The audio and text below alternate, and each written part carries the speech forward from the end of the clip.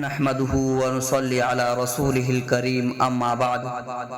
نظامت برائے جشن یوم جمہوریہ۔ عزیزان گرامی، آج یوم جمہوریہ یعنی 26 جنوری ہے۔ ہندوستان کی آزادی کے تقریباً 2 سال 5 ماہ 11 دن بعد 26 جنوری سن 1950 کو اس ملک کا دستور اور سمویدھان نافذ کیا گیا۔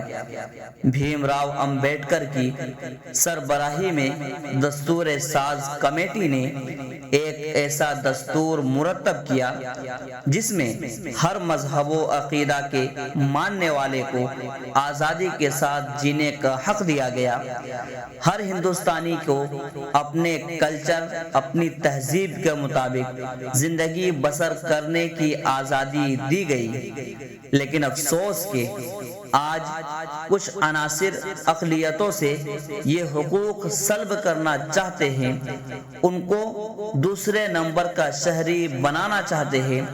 ان کی یہ سوچ نہایت گندی سوچ ہے، ان کی یہ ذہنیت بہت ہی مذموم ذہنیت ہے۔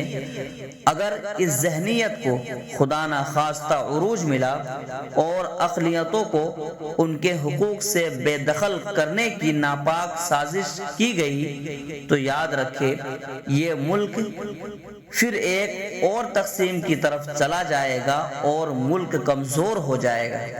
آئیے دوستو، آج کے اس جشن جمہوریت کے موقع پر میں گزارش کرنا چاہتا ہوں جناب حافظ و مولانا محمد ایوب صاحب سے وہ تشریف لائے اور اظہار خیال فرمائیں۔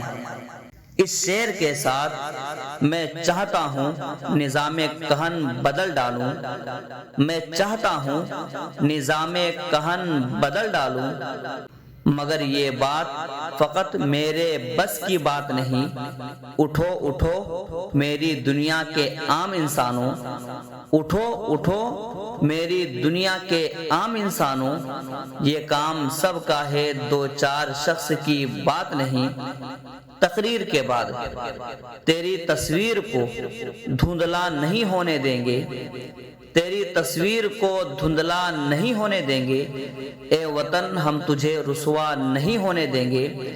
دیش ایک بار بٹا بٹ گیا سن لو، دیش ایک بار بٹا بٹ گیا سن لو، ہم یہ تقسیم دوبارہ نہیں ہونے دیں گے۔